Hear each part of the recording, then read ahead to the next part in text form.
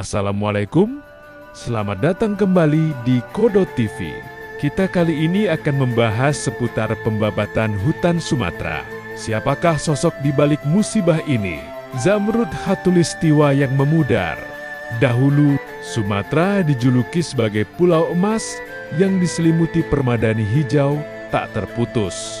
Hutan hujan tropisnya adalah rumah bagi The Big Four, yang ikonik gajah Sumatera, harimau Sumatera, badak Sumatera, dan orangutan Sumatera.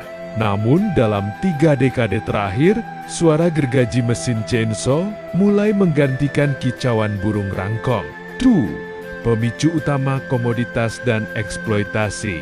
Pembabatan hutan di Sumatera tidak terjadi begitu saja, melainkan didorong oleh permintaan pasar global. Perkebunan kelapa sawit, pengalihan fungsi lahan hutan menjadi perkebunan monokultur skala besar adalah penyebab utama industri pulp dan kertas. Hutan alam ditebang habis untuk disuplai ke pabrik pengolahan kertas raksasa, lalu diganti dengan tanaman industri seperti akasia, pembalakan liar, illegal logging, pengambilan kayu berharga secara ilegal yang merusak struktur hutan primer, infrastruktur, dan pertambangan. Pembukaan jalan menembus jantung hutan memicu fragmentasi habitat yang parah. Dampak yang terasa nyata. Pembabatan ini bukan sekadar hilangnya pepohonan, melainkan bencana berantai bagi lingkungan dan manusia, konflik satwa dan manusia. Karena habitatnya menyusut, harimau dan gajah seringkali masuk ke pemukiman warga, yang seringkali berakhir tragis bagi kedua belah pihak.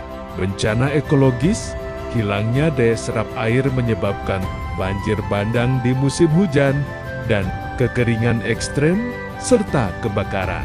Hutan asap atau karhutla di musim kemarau. Pelepasan karbon lahan gambut di Sumatera menyimpan cadangan karbon yang masif. Saat hutan di atasnya dibabat dan lahan dikeringkan, jutaan ton gas rumah kaca terlepas ke atmosfer, mempercepat perubahan iklim. Upaya penyelamatan dan harapan.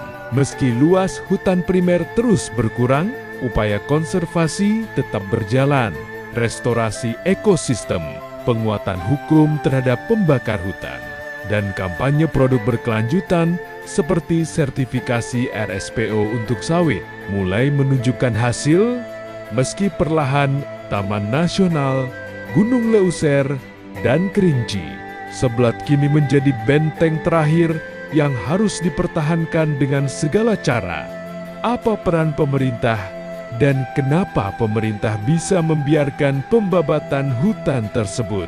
Peran pemerintah dalam masalah pembabatan hutan di Sumatera sangat kompleks. Di satu sisi, pemerintah memiliki mandat untuk melindungi lingkungan. Namun di sisi lain, ada dorongan kuat untuk pertumbuhan ekonomi.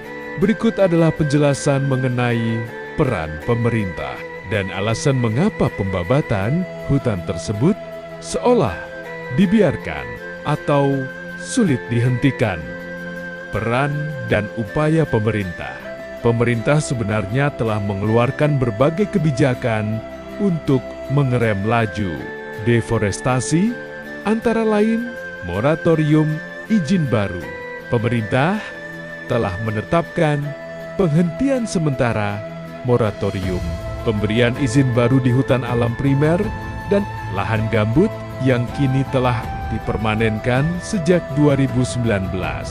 Penetapan kawasan lindung, menetapkan wilayah seperti Taman Nasional Gunung Leuser dan Kerinci Seblat sebagai zona yang tidak boleh.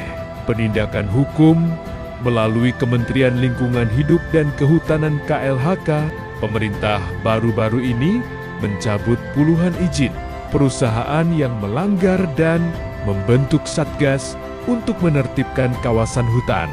Pasca bencana banjir besar di Sumatera pada akhir 2025, mengapa pembabatan hutan tetap terjadi?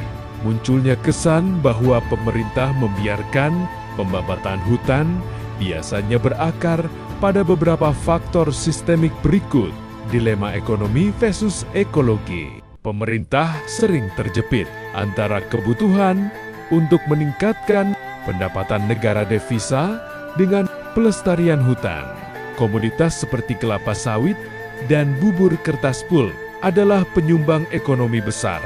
Kebijakan pembangunan seperti Undang-Undang Cipta Kerja sering dikritik oleh aktivis lingkungan karena dianggap mempermudah izin industri dengan melonggarkan aturan tutupan.